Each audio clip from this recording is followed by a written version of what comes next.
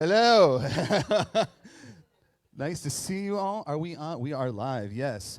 My name is Chris. I am one of the pastors here. Thank you for joining us for this morning, and all of our friends online, thank you for joining us as well. As you can see, someone creeping behind me, this is my friend Rebecca Rick. And Rebecca, Rebecca is going to be doing some interpretation for us for the hard-hearing community and deaf community. So thank you, Rebecca, for doing it. And also, if it is your first time here or you're watching online for the first time here, you can go online at neighborhoodchurchmn.org, and on there is our online program, or you can also hit I'm new and fill out the information, and we'll send you a Duluth coffee card as a way of saying thanks for stopping by. Anytime walking into a church for the first time, or even logging on to a church for the first time, it can be a awkward thing, especially if there's like 15, 16 people. And so, but I believe, right? I believe in community. I believe in that there is life and transformation in doing things together, even when it's hard. And newsflash, it's still hard out there, right? If you have young kids who aren't vaccinated, or even yourself, walking into a school, walking into a business, especially if you're someone like me, I'm very anxious. It can be hard. And so to have a place of where you can show up and things being hard is not a threat to your existence. That the belonging that we say often here, the belonging is not in the answer. If you agree with everything I agree with politically, intellectually, theologically, that's not what brings belonging. The belonging is in the body. It's in the person. And that's what we really believe and what we value. And so if you have more questions, you can contact us online at neighborhoodchurchmn.org. We have a couple of things coming up. Is that we have, what is it? Oh, our block party started. And was it the greatest thing of all time? You have to say yes, yes, yes. Amina, Amir, we're there. But that's like our youth group. It's for grades 6 through 12. And if you're looking for a place to belong as a teenager, I know it's, imagine this. I was the most awkward teenager. I had like an afro when it was not cool to have an afro, right? And and I wore clothes that like would only come. It's actually coming back in, like riff shirts. I don't know what you call them, bear riffs, riff tops, crop tops. And I wore those by accident because I grew so fast, and my parents just did, like my shirts always came right to the top of my belt, and so if I just waved, it was like belly button. So So I would have loved to have a place like the block party. So if you know of any teenagers looking for a place, it's every other Wednesday here at the Hub, and so the next one's October 6th. And then also, if you want to stick around and get a free mug, you can join our exclusive community called Mug Club. And Mug Club is a place where you can learn our story, our values. We talk about who we are, and if you have any questions, we answer them. And you can do it online as well if you want. And then I answer all the questions that you might have. It's our formal membership class. But if you call it membership class, people are like, nah, no thanks. But you call it Mug Club, people are beating down the door to get into that. So, and at the end of it, the gimmick is then you can take a mug. But really, if you want a mug, you can just take one, right? Where like it's fine. We tell people you can steal a Bible, you can steal a mug. We're totally down with that. And then lastly, we have Common Table coming up on October 3rd. And Common Table is our way just to hang out, connect, eat some food, have some drinks, and laugh and clink some glasses. That's it. There's no class. There's no like, hey, you get the food after you hear like the gospel presentation for 4 hours. Yeah, exactly. So thank you for laughing, right? It's literally just show up and have a good time, because it is really hard making friends. Very hard making friends, especially at church, oddly enough. You feel like it should be like the easiest place. If you show up at a country club, you're like, why are we all here? Oh, because we're all going to golf, right? And at church, we're all here maybe for very different reasons. Maybe you are in disorder with your faith. Maybe you are in reorder of your faith. Maybe you're here because you really like the coffee, right? Maybe you're here because you really like when Sarah sings. And so church sometimes feels like, do I talk to them? Do I ask them their name? I forgot their name. This is the 15th time that I forgot someone's name. Now do I say, can you share a name again? So there are all these weird things. So having a place where we're not in a church, but we're in it's at my front deck. If you want to come hang out with me, said everyone always. It's on October 3rd, I think at 4 p.m. And we have an ESCO table, and we have a Duluth table. And so if you are in one of those two areas or near to them, we'd love to have you join us. You can go again online and get all that information. And then lastly, before I welcome up Sarah, is Sarah, two things. Closed circuit. No one knows that we're talking about this, right? I forgot to do the land recognition right, so I'm going to do this, then I'm going to do that, and then we're going to do worship. Let's back to full circuit. So we are very generous people here, and the reason that we're here is because there was a community of people that really believed in this space, and they gave their time, energy, and money. And so if you find value in this place, if you find some inspiration in this place, we'd love to have you give. You can give online at neighborhoodchurchmn.org, and you can become, if you want, you can give one time, you can give 100 times if you want, or you can become what we call our sustaining members, and these are the people that, again, believe in this place and want to see it continue to flourish and grow. You can do that, again, online, or if you want to write a check, if you still have checks, you can do that, or if you have cash, in the back of the room, we have that box, and you can throw it in there. So I'm going to do our land recognition rates because I was supposed to start with that.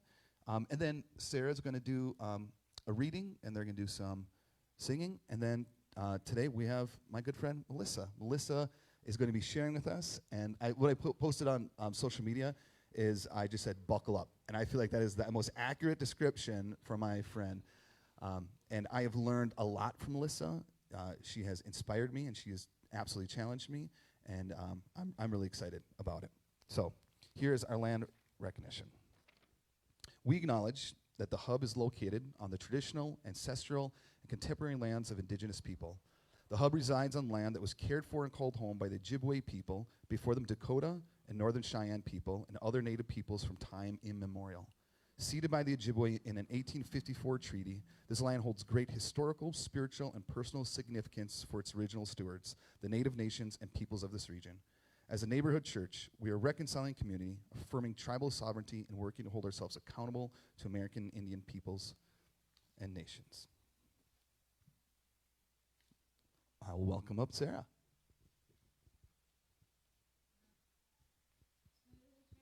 Smooth transition.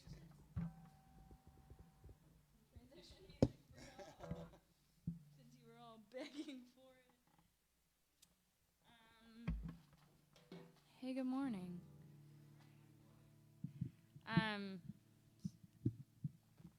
As always, I have things to say. Last weekend, I had a really cool opportunity to teach a singing class to a group of kind of up-and-coming worship leaders. They were starting to get involved in their church's music stuff, and they asked me to come and teach about how to sing well and sing with confidence and all that good stuff.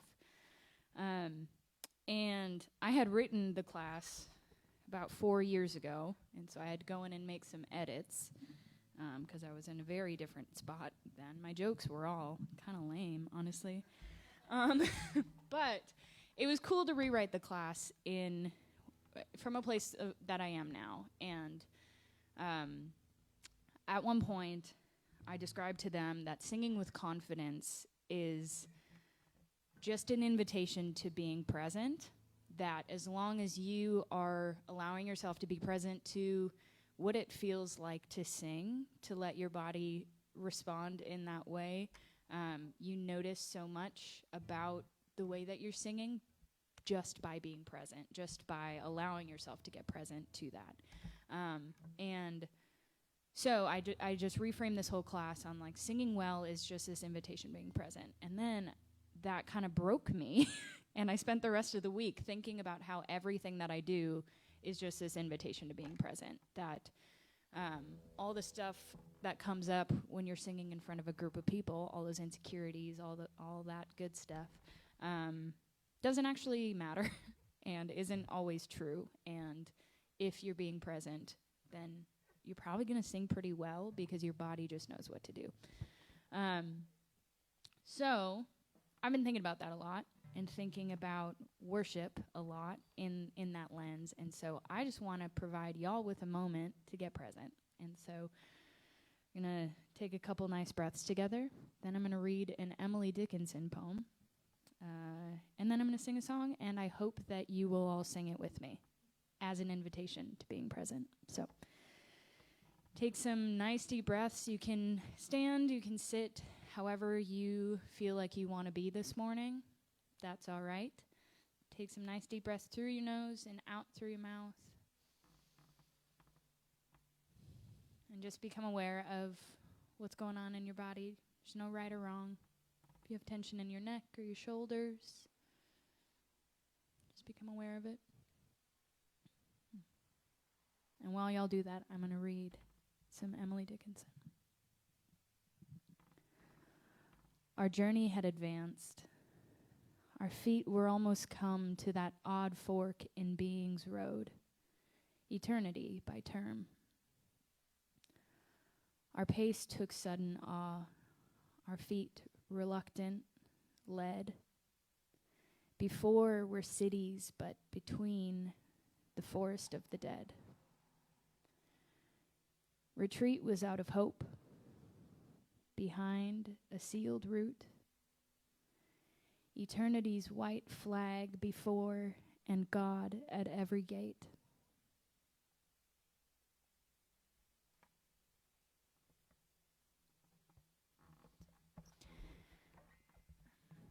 We're going to have the words on the screen, so invitation to being present this morning.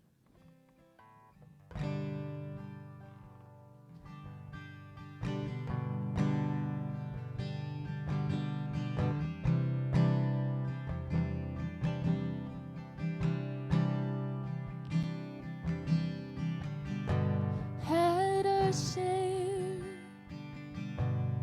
of the pain, of the clouds and the rain. Lean on me and I'll lean on you, and together we'll get through.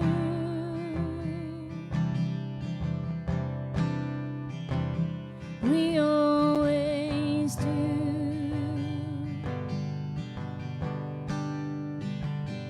We always do.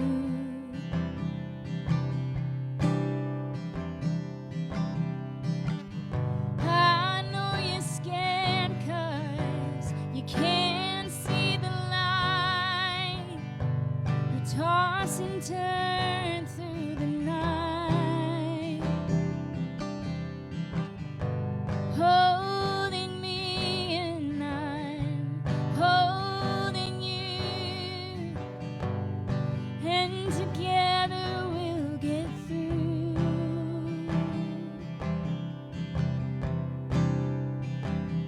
We always do.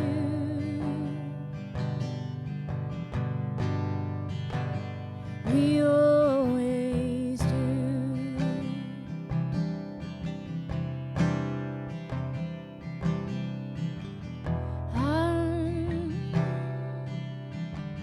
Where do you go when there's no road to follow? Faces look hollow, only strangers to you now. Where do you turn when this living starts to burn through layers that you learn to wrap around your heart somehow? I turn to you.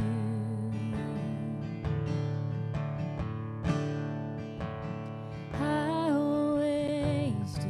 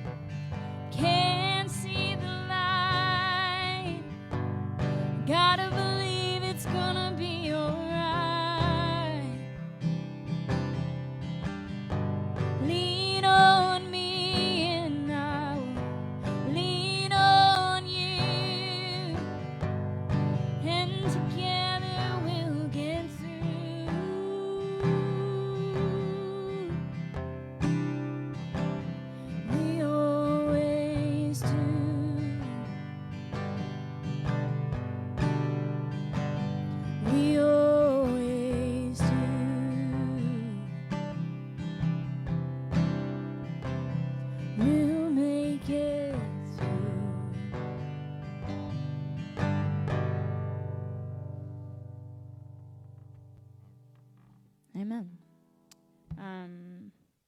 Thanks for getting present with me. Melissa's going to come talk to you about her favorite thing that she's ever made out of Play-Doh.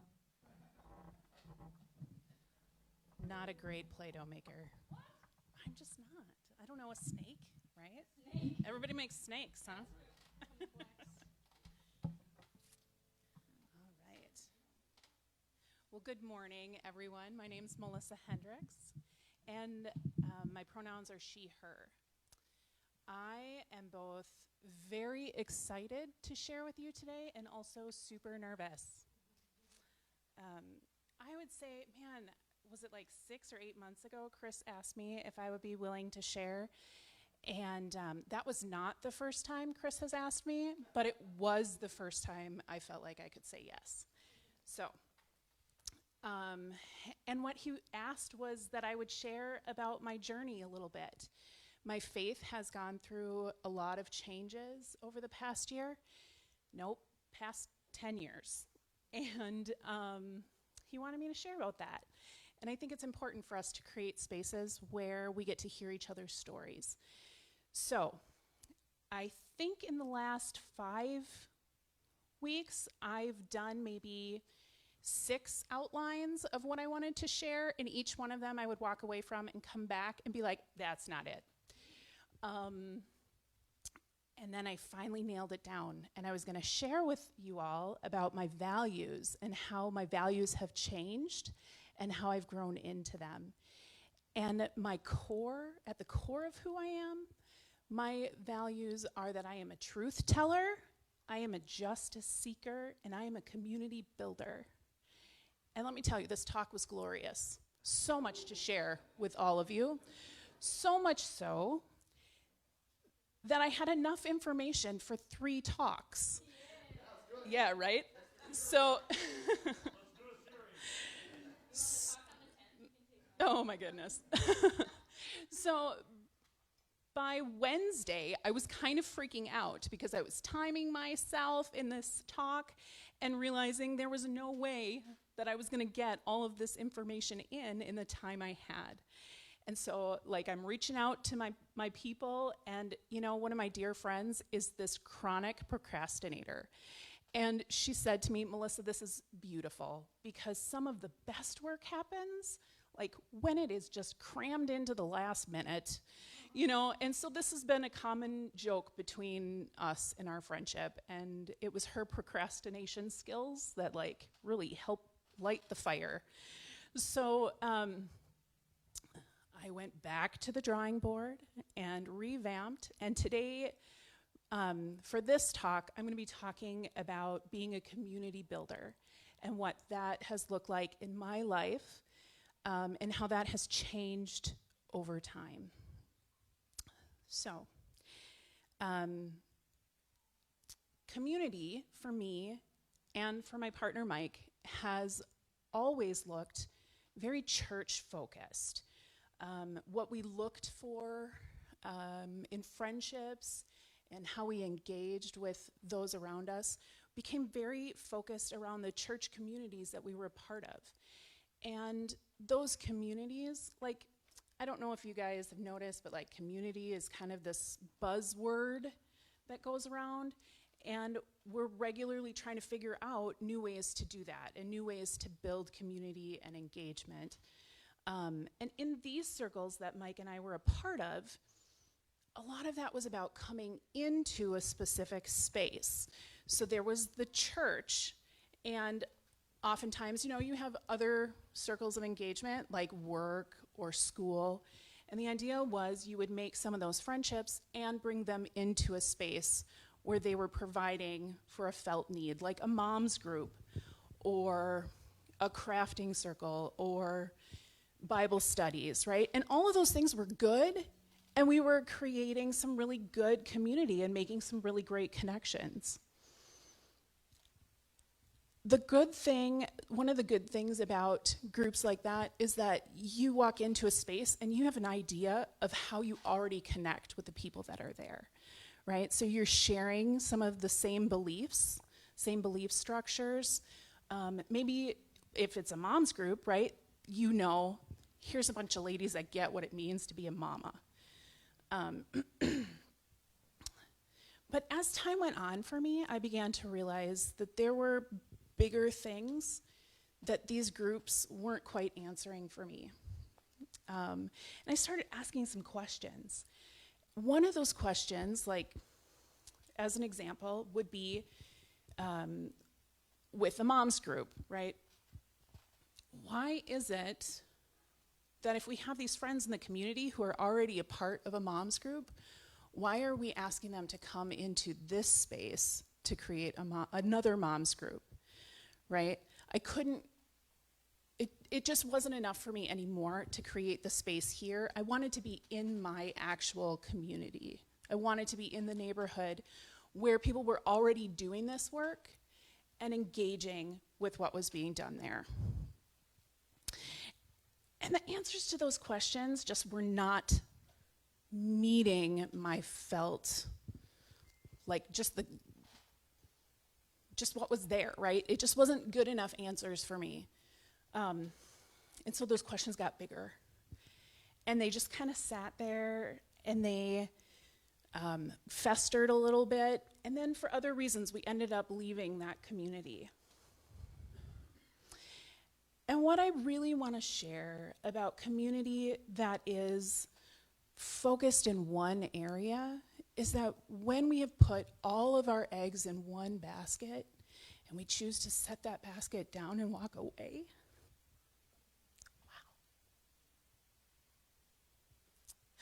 we leave it all behind and we walk away from something that maybe we had spent years pouring into and creating, and something that at a time fit really well, but it, for me, in my story, it didn't grow with me. I was growing and changing, and it wasn't growing and changing with me. So I went from being very, very engaged to being very, very alone. So what did I do? I was a stay-at-home mom with twins that were just getting ready to start school. And all of a sudden, I had all of this time, and like I just didn't know what to do with myself. Thankfully, I did have some friends who kind of, from lots of different circles, who came around me and just took care of me. My world got really, really small, and my engagements were really just with those women who held up a mirror and said, Melissa, this is who you are. Remember who you are.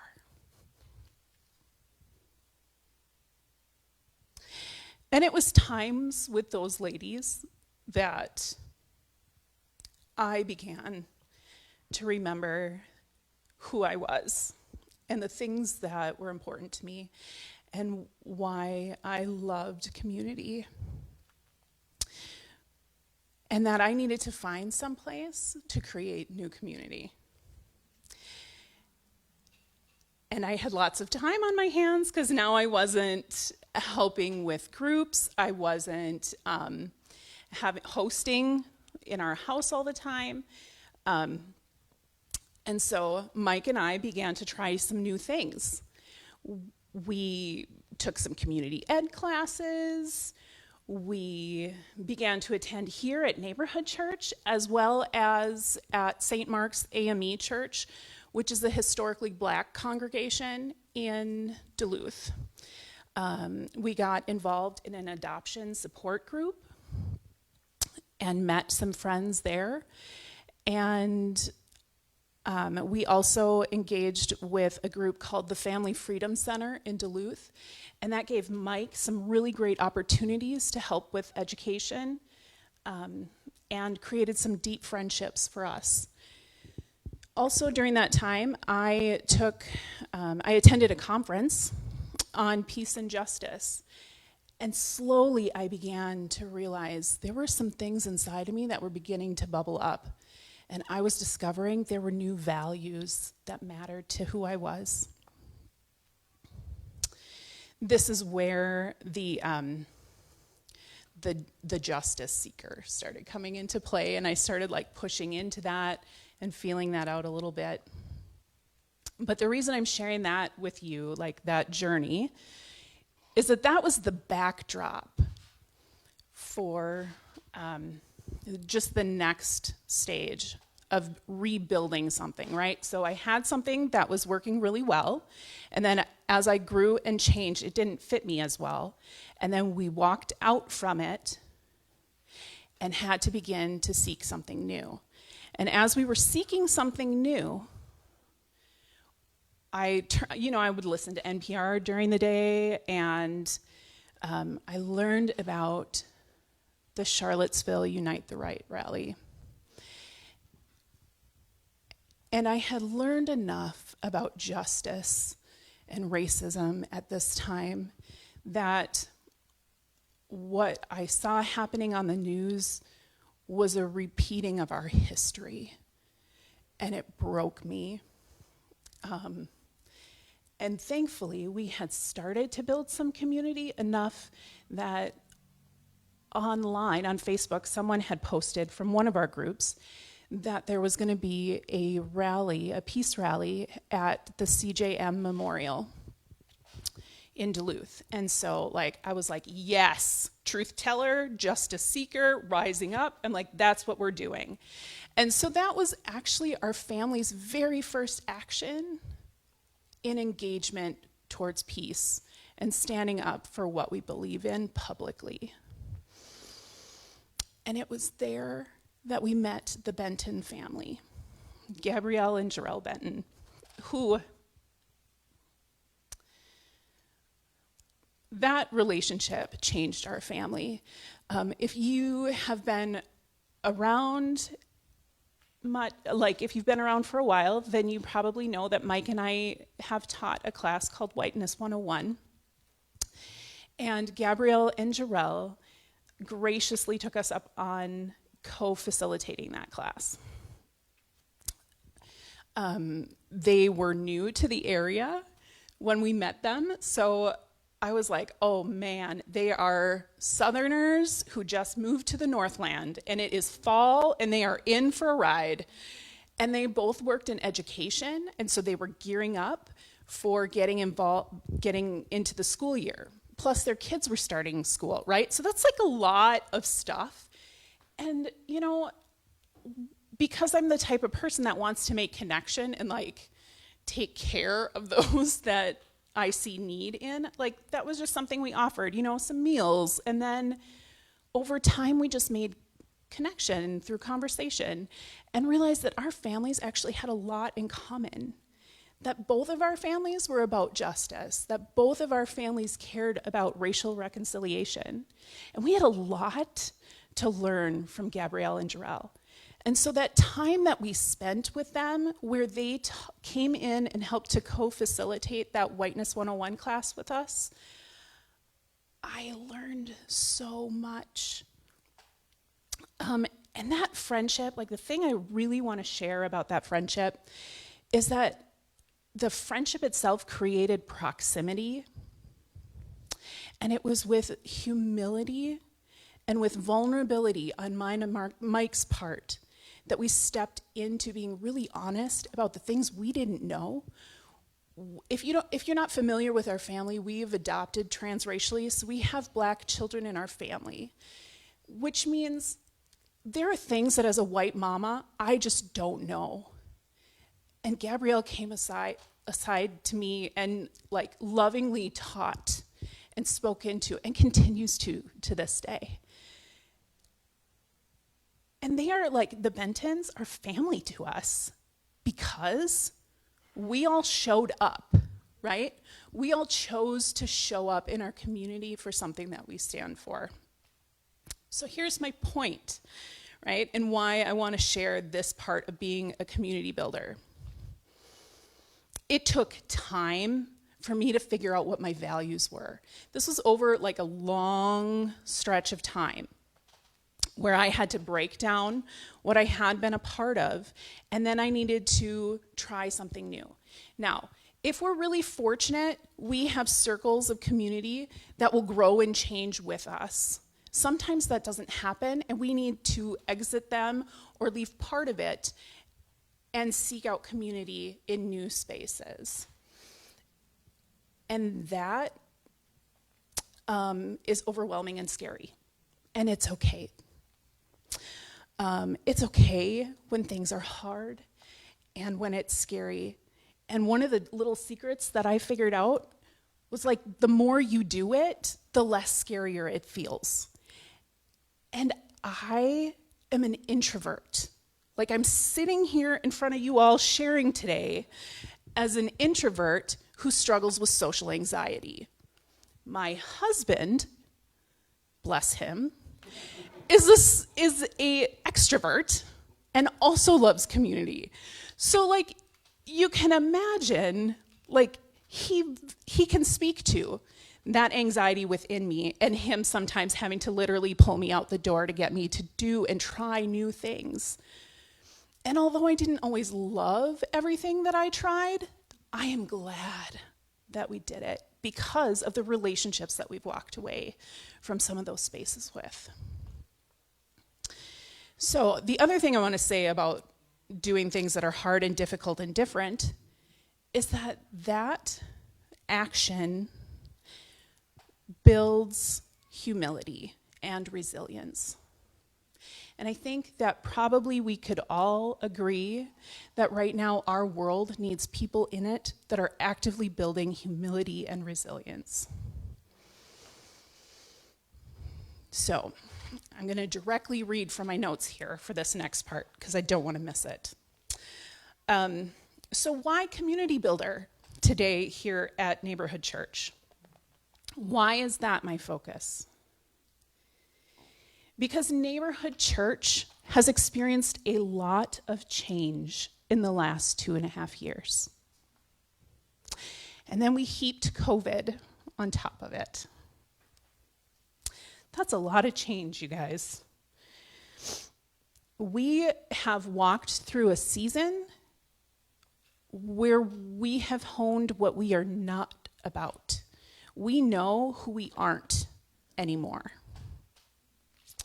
And that's super valuable. But also during this time, we have gained the understanding that some of our values, things that we've always held, have taken center stage, right? We have put them more into a focus. We are an inclusive church. We care about justice and the marginalized. And we take the Bible seriously. Clarification of your values is gold. And action matters. When we know what our values are, we can move into spaces that support those values. It takes vulnerability and it takes humility to show up into a new space and to say to someone, hey, I don't know you, but I think maybe we could be friends. Why don't we grab some coffee? Because I'll tell you what, that was the sweetest invitation I've received from a community. Here's the thing. Our community at large, the Cloquet area, is already telling us what they are about. They are telling us what they need, what the needs are. They're telling us how to show up, and they're telling us where to show up. We don't need to reinvent the wheel by creating something different. We just need to listen, and then we need to show up. And then we need to show up again, and then we need to show up again and again and again. And when Mike and I talk specifically about showing up within community spaces, what we are saying is find that space that intersects with your value that's already taking place in our community and show up so much that when your face is not there, people miss you. And they might not even know your name, right? But they can refer to you as the bald guy with the beard.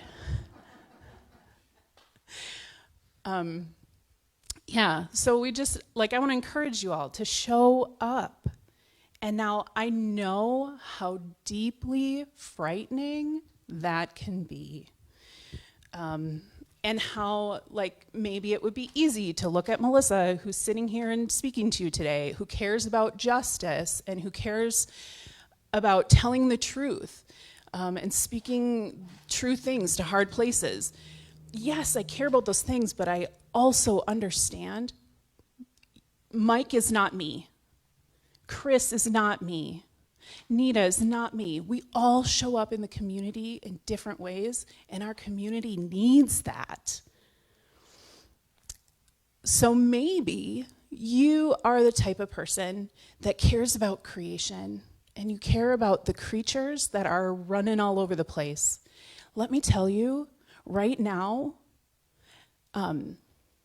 Cloquet is grieving the fact that we don't have an animal shelter. We've lost our animal shelter.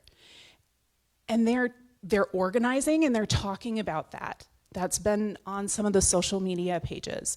And so, like, if that's what you care about, get involved there because your community is telling you what they need, and bring other like-minded people with you. Maybe you and your partner are working full-time jobs and you're raising kids right now, and you're basically working, shoving food in kids' mouths and shuttling them to and from their activities. And maybe that activity is sports. So you've gotten very involved with the sporting community around you. I will tell you this. Right now, we have a local community school that is dealing with a hazing incident. Those families need places to talk about the pain that took place, and they need people that are willing to say what is good fun and what is assault. And I just really, I would encourage you, you've already created those relationships. Lean in to them. Or maybe it's immigration. Because you can't tell me that our brothers and sisters who are Haitian immigrants along our borders, who are experiencing pain and isolation right now, you can't tell me that hasn't touched your social media page on some form. What is your community saying about that? And how is that activating you into action? Because let's be really, really clear. Our values demand action. And when we form community at that intersection, it is deeply powerful and impactful. So in closing today, I would like to share a litany with you all from this book, Rally. Around the time of George Floyd's murder and shortly after, I began to realize that although I was a part of some really great areas of community, I was needing more support than I was receiving as somebody who cares deeply about justice and who is a truth teller. And I wasn't finding it. I was hearing from others who were active in the work who were telling me, you need to find some support. You need to find places to flesh that out, and you need to be able to encourage other people and have them speak into you. And that was golden, because also during that time, I did not want to be taxing my Black friends who were dealing with trauma. And so I started to listen to, in some of the circles I was in, and I heard women who were women of faith also talking about this intersection of justice and how do we live our faith and talk honestly about areas of injustice in our world. And so I started to gather these ladies. And we started a group, and we meet once a week via Zoom, which is awesome because we've got a girl from Michigan and a couple down in the cities. So it's like we can be all over the place and still gather together. And the first thing we do is we read from this book, Rally, and it says communal prayers for lovers of Jesus and justice. And we start each meeting with a reading, a litany that we partake in together, and then we take some time for a for real check-in, which is a practice that I learned from one of those communities we tried out from the Family Freedom Center. And you know, life is hard, and sometimes you just need people who care about you to hear what's going on. And so we take some time for people to share what is going on, because we're here to hear you. And then we also go through a book. We want to hear voices of color who are also speaking about justice. And our first book we read and discussed was How to Fight Racism by Jamar Tisby. And then this fall, we're actually going to be reading Oshita Moore's book, Dear White Peacemakers. I'm so excited to get into this book. I've heard amazing things about it, and if you ever have the opportunity to hear Oshita speak, make space and time for that, because she is a world changer, and she is about justice and about peacemaking. So I'm going to invite my mom, Julie, to come up, and she's going to help lead us in a litany. If you would like to join us, please feel free, and you can stand if you'd like.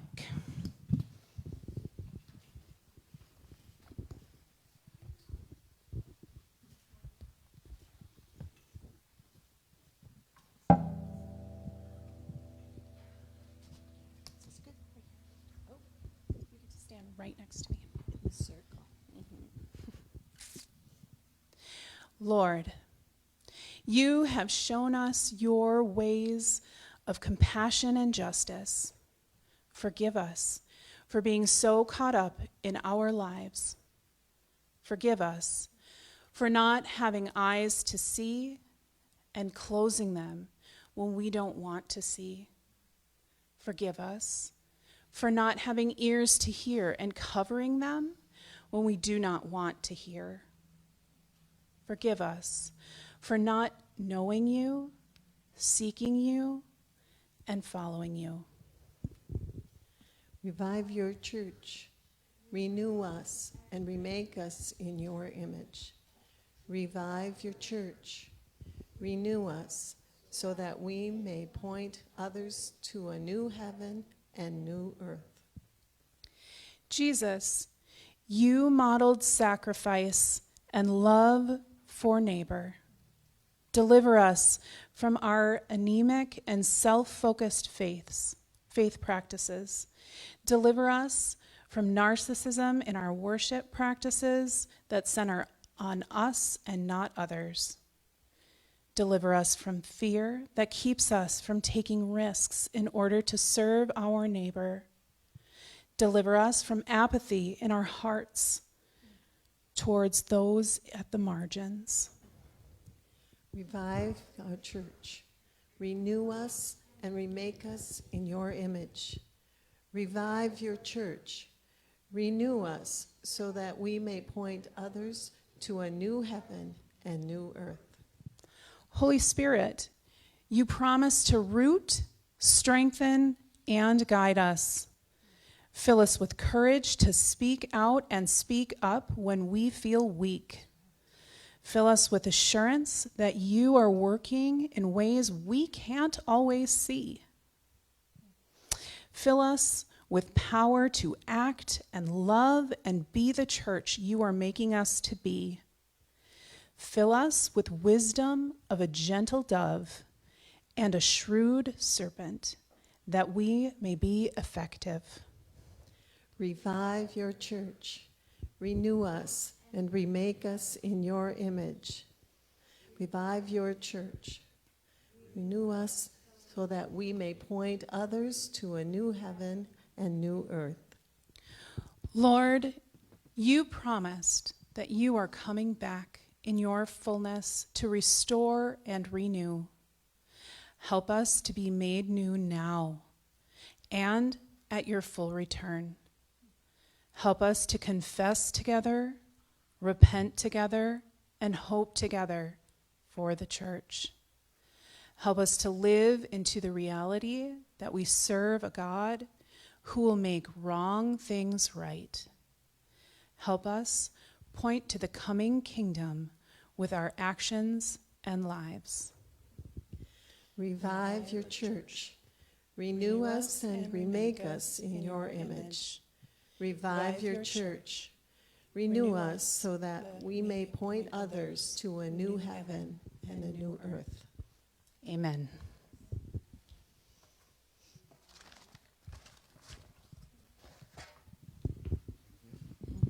All right, thank you, Melissa. That is it. Thank you for you guys joining us. If you want to stick around, we're going to do Mug Club. Thank you. It's good. It's good. So if you want to stick around after, if not, have a great rest of your day. Enjoy your weekend.